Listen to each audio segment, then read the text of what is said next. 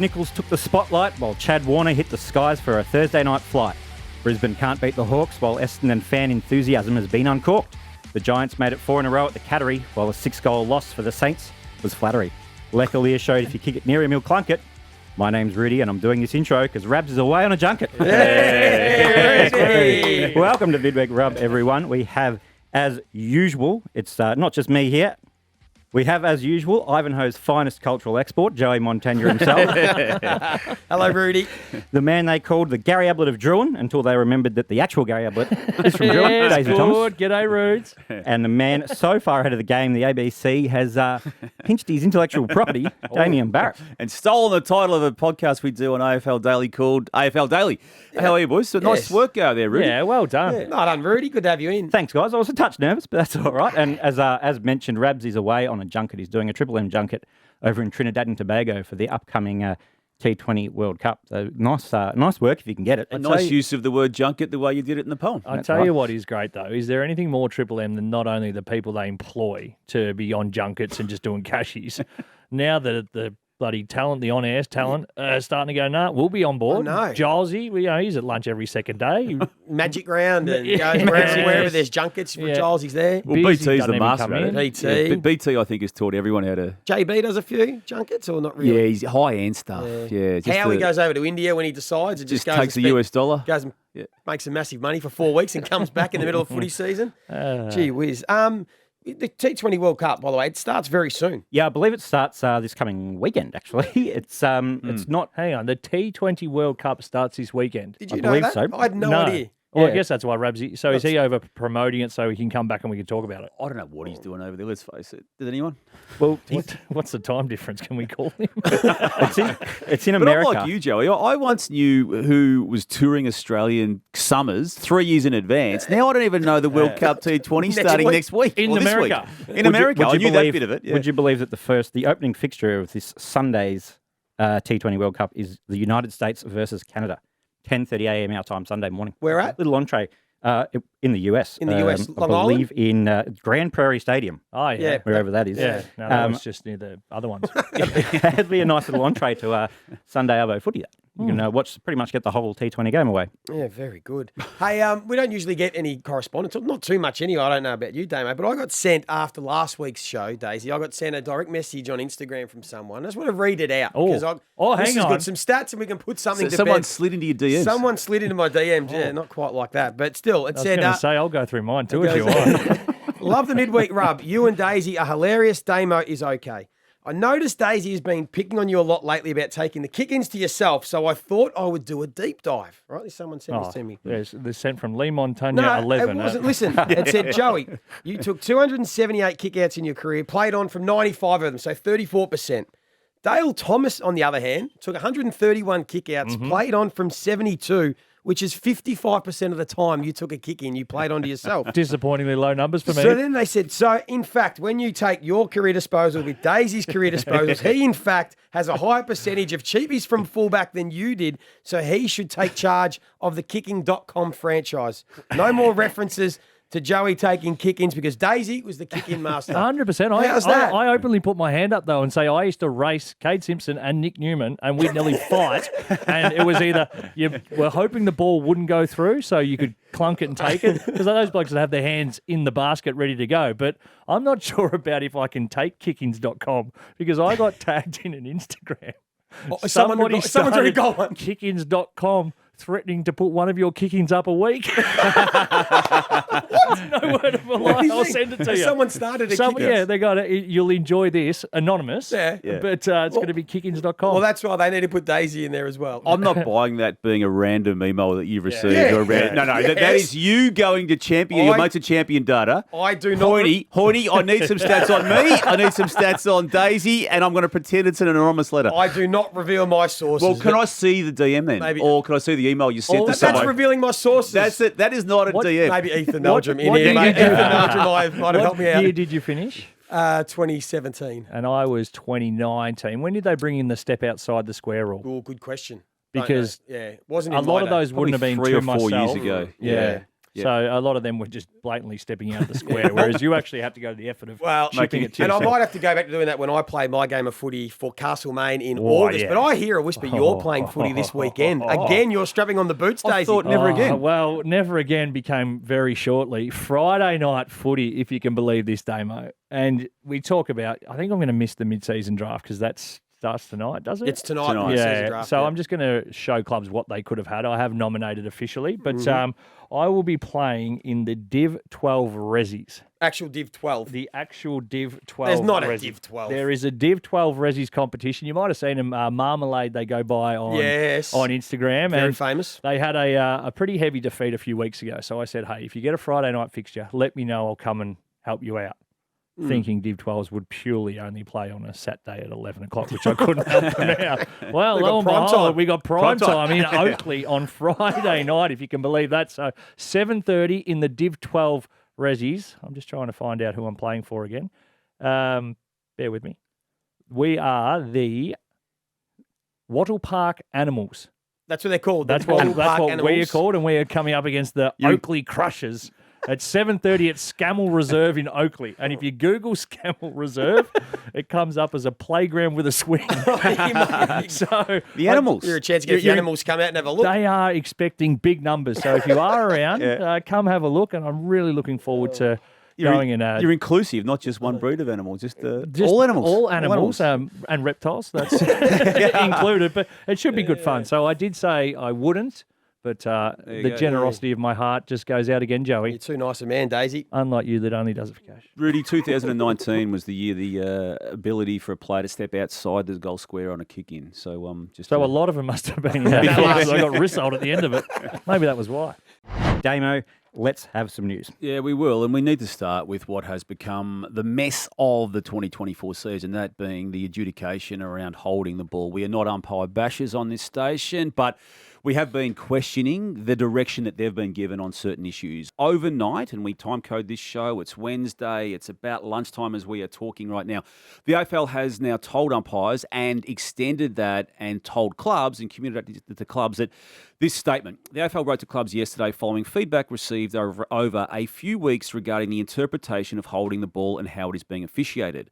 I'll fast track to the relevant paragraph here. It has become clearer throughout the season that in discharging their duty of care while executing a tackle, tacklers are positively electing not to take tackled players to ground in the tackle or are generally doing it in a reasonable way, including by not using excessive force. As a consequence, we are seeing players hold onto the ball slightly longer and challenging the definition of, quote, reasonable time. Upshot of all this is, guys, I want to get you to take us through it now. There will be a different take, a different adjudication on what is and isn't reasonable. I cannot believe we've got to this stage of this season. We're changing that interpretation. Yeah, I don't mind. I'm glad they're doing it. I was going to say, I don't mind But that do we they need to get to round 11? Well, no, but is it better than waiting until next year to change the rule? How big's going to be the overreaction? Well, mate? that's going to be that's what we're all going to watch this weekend. There's going to be some free kicks where you're going to say, geez, that is so stiff on the player that gets the ball, is tackled straight away, and without even having a chance to get rid of it, he's pinged holding the ball. No doubt there'll be a few of them. Now, do we need the overcorrection, Daisy, to get to the point where we pay a few more holding the balls? Because it is right. Every player now is taught to fight the tackle, to take the tackle on, to try and get your arms free or to get boot the ball.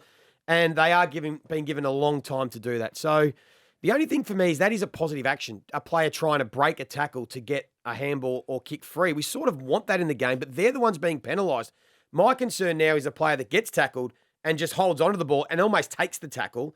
He won't get penalised because he hasn't tried to get rid of the football. So I'm just worried about the flip side of the unintended consequences, where players, instead of fighting it and get pinged holding the ball, will just accept the tackle and get a ball up rather than getting pinned for holding the ball. I still, although these statements come out, it provides less clarity, if anything. There's now more grey areas to what's going to happen. At least you knew if you went full circle and, a couple of years ago, if it was a 360 in the tackle, regardless if you got rid of it, that was holding the ball. Now it is 720, 540. Yeah, and more open to almost umpire interpretation. And Thursday night will probably be the benchmark. That'll be where we start. Unfortunately, it's going to be 5 to 10 mil of rain in Adelaide, so good luck trying to figure out on a wet night who's holding the ball and who's not. The adjudicating of our game has never been messier, I believe, and there's no blame put on the umpires for what's happening because good luck if you were an umpire. As a player, I'm not sure what more you're meant to do. And as fans now at home, you sit there and you genuinely don't know. And the frustration now becomes, this is going to cost clubs games again. And no doubt over the next fortnight, we'll be talking about one of those results. Yeah, games have been determined under the previous adjudications, and that is part of it. Joey, I just want to go back to what I believe is the core of this issue now. The players, I feel, admirably have responded to the crackdown on the sling tackle and the dangerous tackle to the point where they are now pinning players in different manners. I refer to the Malikan tackle on Norton. The incident has now meant that Norton will be out for 6 weeks, 4 to 6 weeks with a knee. Could have been worse. The Mac Andrew tackle, which Damien Hardwick highlighted, which we just played there from Steve McBurney.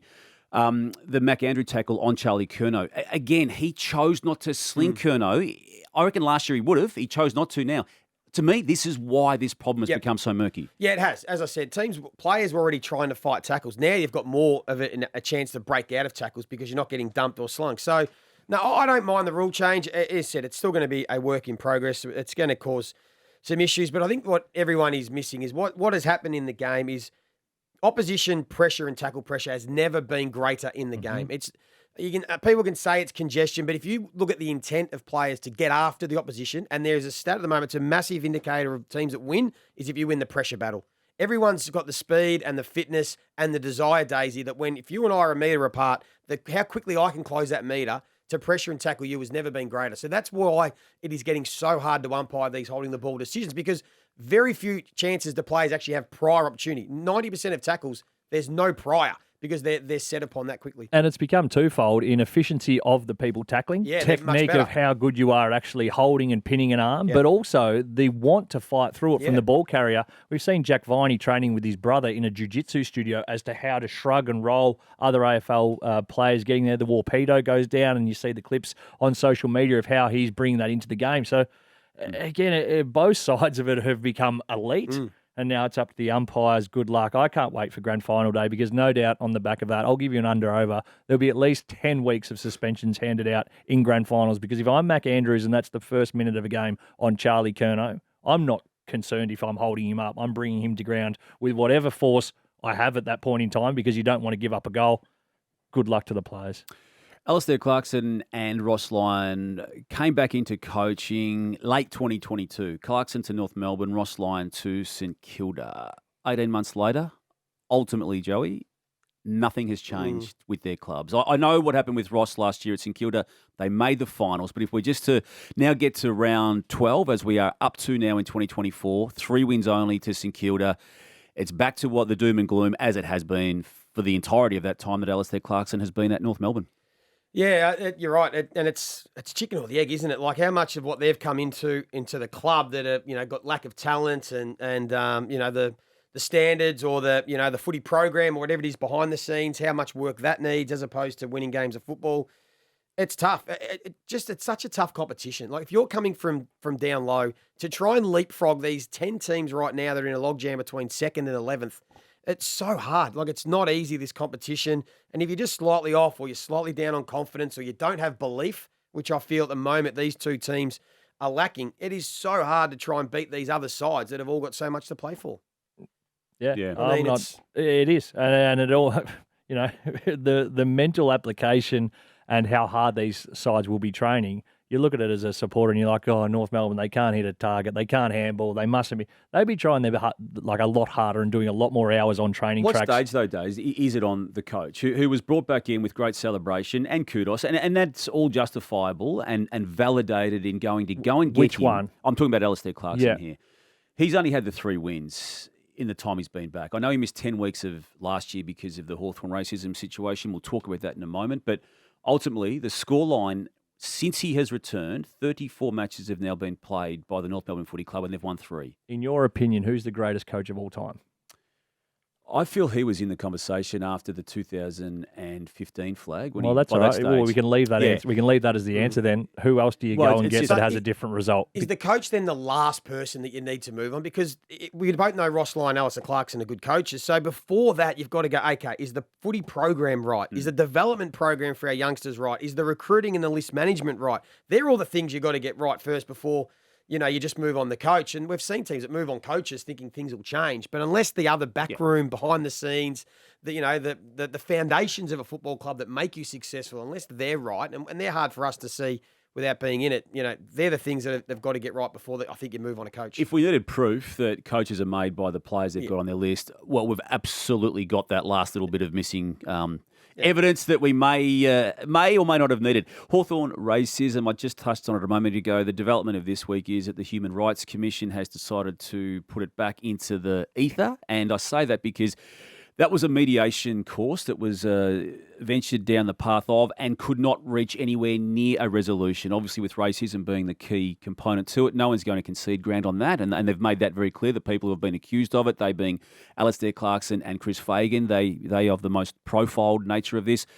It now has an option for the First Nations players and families to go through the federal court itself. Their evidence then, if it was to go down that path, would be open to the court situation, open to questioning, open to an under oath situation. I doubt it's going to go down that path. Okay, that was what I was going to ask. Yep. Do you think it's inevitable, or do you think there's not a little bit of a threat, or who'll blink first, but you think that's now using the threat of going to federal court a way to say, right, let's get this settled before we go to court? Because no one really wants it to go to court, even though that people are saying it publicly, which is no one wants it to go to court. No one you ever don't wants think it it will? to You think it'll Surely come to the an issue agreement? I is- still don't feel it will. Sure, the issue is still how far away these groups are. They're Like they're the further argument away that there now was than they were. racism and then the Yeah. strong declaration that there wasn't. Yeah. We're like, And again, we'll leave the that, lawyers. That flummoxes me in terms of how it's gone on for so long, and that's still where we're at. Yep. The toll on everyone, though, the First Nations players Yeah. and the people who have had the allegations against them, it is untold and is yet to play out fully. Collingwood injuries, guys, we keep talking about them. Haven't lost somehow since round 3, which is a credit to them. They've had 2 draws within that time frame of matches, but it eventually takes a toll, doesn't it? And the list now includes Mason Cox, who's got a combination of concussion and a knee. DeGoey, we don't know now. Osteitis pubis, now it's an abdomen. It may be linked, but that's what they're saying. Jamie Elliott, don't know when he comes back with the vascular/back problem. Myercheck, come back into the team 2 weeks after a hamstring injury, goes out again, 3 to 4 weeks away, you'd reckon. Tom Mitchell hasn't been seen for a long time with the foot. Joe Richards, who's become, in the space of 3 matches, a key Collingwood player, broke his foot or fractured his foot out for some time. Howe may come back in for this game next up. Well, first of all, it's impressive what they're doing with that injury toll. The second part that we don't know yet is how much it affects them towards the back end of the season and their chance to try and go back to back. It is going to play some factor in their ability, because not only, even if they get everyone back, it's that interruption, how much training you're doing, where your fitness level's at, and other players having to play more minutes than they might have expected to. All those sorts of things will add up. The beauty of it is, though, they are winning games. Yes, that's a couple right. of draws, but so come the back end of the season, you can take a few more liberties in the time and whatever you are putting into these guys in terms of on ground, because you've banked the wins. They won't be desperate, and this is basing on what they've done so far. They won't be desperate to be trying to get wins like some other sides who are trying to sneak in the 8, who have dropped games around. It is this a battle, side. though, Days. They're only just I was hanging gonna in say, to the 8 in now. saying But again, if Yeah. they'd lost 3 of them under injury and the close ones, then come the back end of the year, You're playing catch up. You're correct. At least Yeah. now they'll You're be in the slightly mix. ahead But of the I curve. agree with Damo, though. 1 or 2 games towards the back end of the year can be difference between 3rd and 8th or 9th, the way the ladder's looking. Well, Melbourne came effectively from 8th or 9th to finish 4th after those rounds. Those games were completed early this week. So one result can pitchfork you up 5-6 spots. All right, I'm going to kick off with you, Joey. Todd Goldstein's form for Essendon and Tristan Xerri's form at North means that move is a big tick for the Roos. I think this is a win. I think as much as they'd still love some experience at North Melbourne, Tristan Xerri as the number 1 ruck has shown that he is more than capable. He's above average, one of the better rucks in the competition. So that's been a win. Is it the only win North may be able to lay claim to One this of year? very few, Damo. will they win a game this year? I'll say yes, because I'm an optimist. Don't know when. No. Put that one out on the socials, Joey. Damo, moving on to you. It's a mystery why it took 8 seasons and 5 All-Australian Blazers to start tagging Tom Stewart. That is fair dinkum, Rudy. I love what clubs are doing in this space. They've actually changed Geelong's trajectory. It started probably before. Who would have thought? Who would have Jed thought? McEntee, 3 or 4 weeks ago. 3 weeks ago it was now. And then Benny Long had a crack at it. And then last week Xavier O'Halloran did. So the past 3 weeks have worked really, really well. I know clubs have had sort of cracks at it in the past, but they haven't stayed the course with it. if you stay the course, it might just cause some problems. What I will say, though, in response, Tom Stewart, I feel, is a game grade with 5 All-Australians already, and he will work his way through it. Daisy, on to you. Yes, Collingwood Rudy. are at a real risk of missing the finals if their injuries don't come back to normal. Well, after what I said in the last segment, I'm going to have to say Fugazi on that one. Look, I think they've banked enough wins and will continue to do so that it won't be an issue. However, if it continues to mount this way, surely they've got to break the back of it at some point. Not literally in the Jamie Elliott sense, but in terms of hopefully there's no more injuries to come. You don't know. That's a risk, but I'll say that's Fugazi. I think they'll be able to get a fit side towards the back end of the season, have a real tilt come September. Joey, Lek Alir's fourth quarter was as clutch a performance as you'll ever see from a seventh gamer.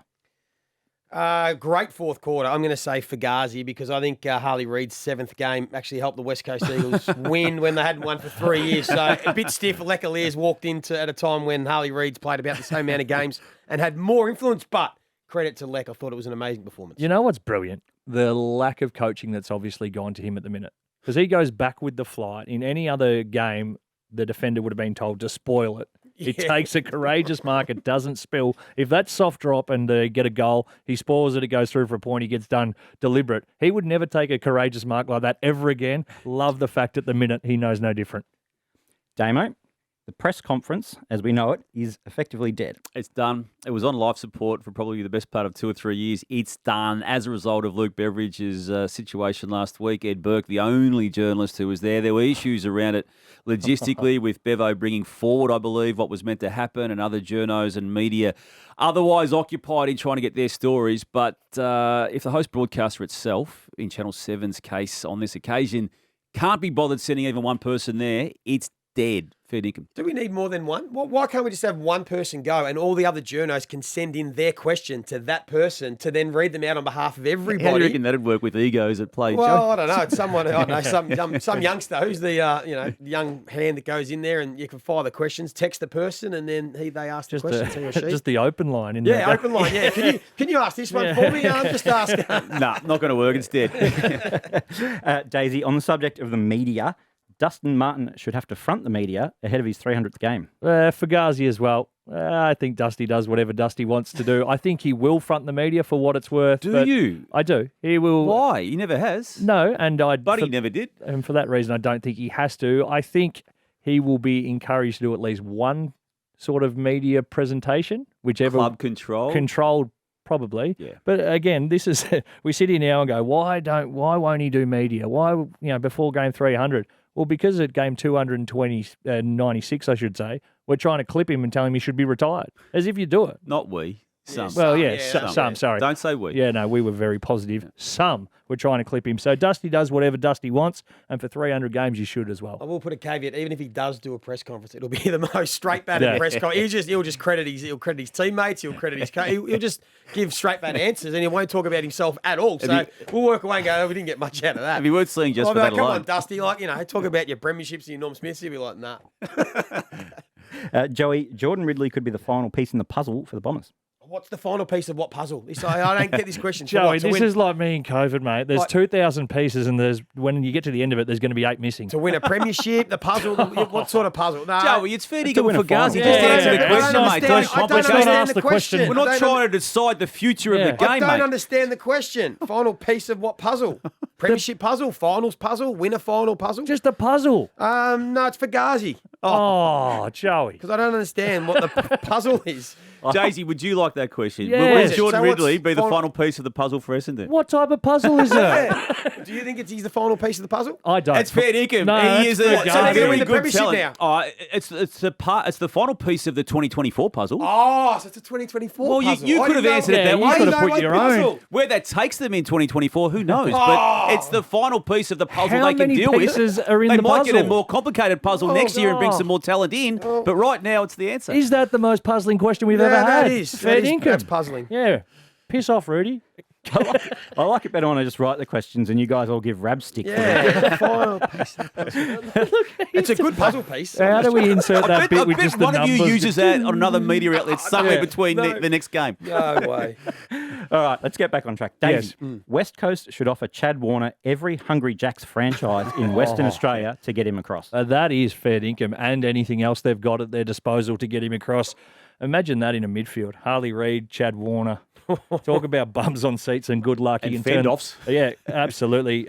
You've been big on the chat. I think have. you almost need to be credited as he's your boy. Thank you. We take a few with us along the way, but Yep. you were very much the first one Went on way that too early, bandwagon. but glad I did. Are you happy No, to no. have people jump on your bandwagon? They or- now know, Joey. Are They now know. have them on? Are Are you you Give happy me to have them on? street cred. Yeah. Are you getting enough credit for it? I'd like some more. Okay, well, there you go. Let's This go should back. start. Damo 3 Yeah. years ago put Maybe this bloke, even said it more. was his boy and Yeah. said he'd win multiple Brownlows, and now look at him. He's And he airborne. also said he'd have multiple Hungry Jacks franchises as well. So And he did say he'd be the first $2 million player. Mm. So you're spot on, Damo. You said this years ago. All right, Damo, another pet subject of yours. Gold Coast can't be taken seriously until they beat a team away from home. Their last away win was round 9 last year.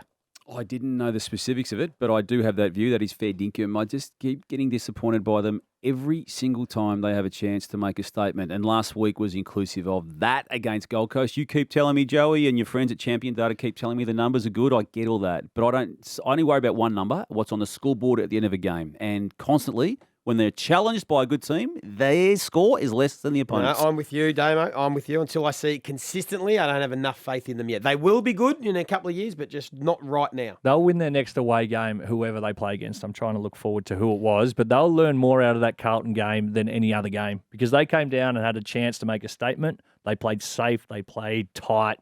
They will go away from that and go, if we need to win, that's not how we do it. There's no use playing like that. They'll learn from that and they'll beat the next side. You looked ahead. They got St Kilda at Marvel. You knew that, you shifty little. Yeah, you knew that. You I'm would've up to known, round don't you? 3. I'm Yeah. up to round 3. Joey, there's no one better at celebrating goals than a defender who never gets a chance to kick one. Yeah, that is true. Love when a defender drifts down. Stephen May, I presume you're talking about, hadn't kicked the goal since 2020. He told his mum who'd flown down, or the club had flown her down for in the Indigenous round, and he kicked the goal for his mum and celebrated accordingly. So well done. Nice touch. Yep. Damo, St Kilda are the anti-West Coast. There is no reason for a neutral to watch them. It's a nasty question, That's Rudy, harsh. but it's fair dinkum That's too. harsh, but it's true. No, you can't answer that any other way than fair dinkum, Joey. What about if you can't sleep at night? You'd find another way. You'd watch North Melbourne. North Melbourne v St Kilda You could be couldn't doing watch- stuff with the car. No, you'd have nightmares watching that. So Savage. you wouldn't go to sleep. All right, Joey, this one comes with a bit of audio. Jay Clark was clearly rattled by Brownie actually being on time for the start of the Sunday rub. Horseradish, Hit Your Caravan, all the big segments My here and all goodness. the big names. So let's start off with the biggest name of them all, Jay Clark. It's a good one, Brownie. Geez, the tomato. We talk about inconsistency a lot, isn't it? Do you know a more inconsistent food than the tomato? Because the tomato is so good in a pasta sauce, any sort of sauce, magnificent, love it. But in the raw form, a tomato is garbage. You always pick it out. No one likes it in the sandwich. So it's just little, We're big live. fluctuation. I know. That's not a good start to the show. Come with me on this, Daisy. Fair to say Joey. the eyes started darting around the box and we thought this is the top of the show and Jay-Z's going with tomato. He Oh, boy. literally, I was sitting next to him. He had a sandwich and there was some tomato in it. And Brownie's said, "Oh, the biggest of the star of them all." He looked at his food and then just started talking about it. It was bizarre. Oh, Yeah. yeah. You two And you need, know to, that we- you need to pull him up. Yeah. That can't go to where. You know the worst thing? That was probably when the show peaked. Went downhill from there.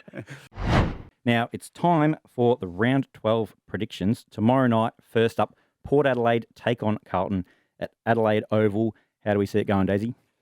I'm not overly sure, to be completely honest with you, Rudy. The form of the Blues at Adelaide Oval is horrific. Haven't beaten a side there that plays for Adelaide. Joey, did you know that? No, their only win, they beat Fremantle there earlier in There the year. you go. And I have done a deep dive on this to figure out what it was, ground size. Is that ever? Ever, yeah. Ever? Wow. Ever. So I don't, there's no glaring stat or factor as to why. So like some of the games, they've won inside 50 counts, territory, possessions have been up and down. So there's a large inconsistency that I still haven't been able to put a finger on. So on the back of that, I'm just going to tip Port.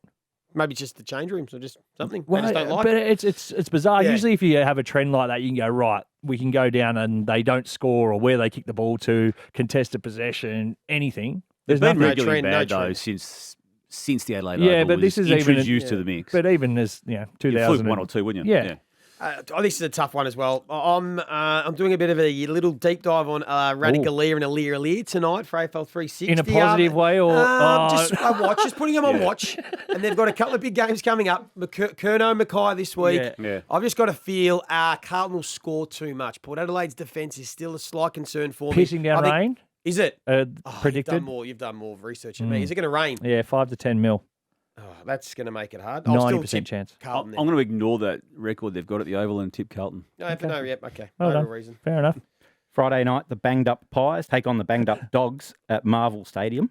How do we see this one going? Yeah, Jake? you're right. I think it's massive out to Ed Richards and Aaron Norton. Norton's been, it was number one rated key forward in the comp. Ed Richards has been unbelievable since he gone in the midfield. That's a big loss. Collingwood just keep finding a way. So how can you tip against Collingwood back at Marvel Stadium? As long as Nick Dacos is playing in that midfield, I'm going to tip Collingwood. For the same reasons, Joey, and you've mentioned the name I was about to say for the reason for my tip, Nick Dacos. Is he your Brownlow favourite now? He's Nah, had the 4 Chad BOGs. is. The Chad, of course. The Chad. The Chad You were is, going to yeah. be rooting the Chad home. I want to see how the forward line works without Norton. I think there's been a lot of talk about how, where he's best placed. I think that Jamara is getting burnt on a couple of occasions because the forwards and the midfielders are so focused on getting the ball to Aaron Norton. Sam Darcy's becoming a real threat when he goes forward now. I think it might be functioning better than it has, albeit, Norton is a star. That's the big watch. But again, Pies, I'll be tipping because they just win, and the Bulldogs, who knows?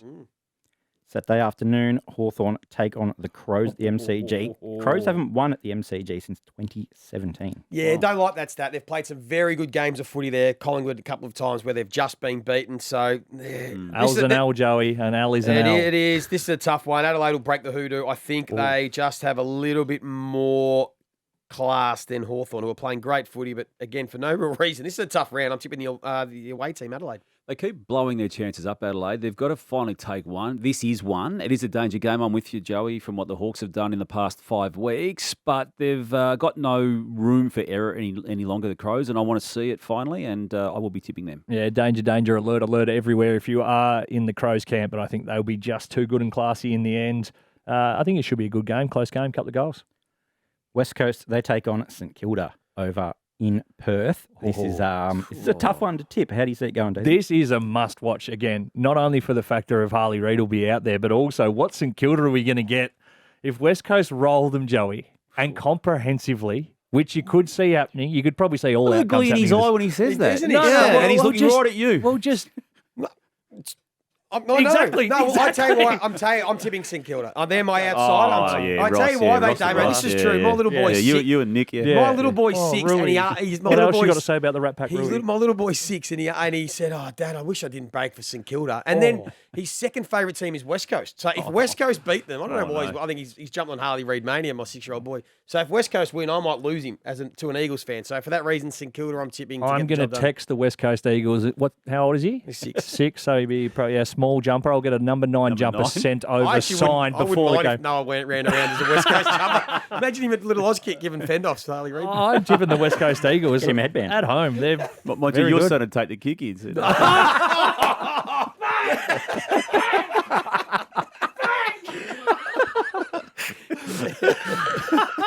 That is a read. Even Joey likes it. Did we get a tip from you then, Damo? Or It's Don't a game, worry yeah. about it, you win. First time I'm thinking about 4 years, I'm going to tip West Coast. What? boy, oh boy. Geelong play Richmond at GMHBA 7:30 Saturday night. Surely the Cats back on track. Yeah, morals.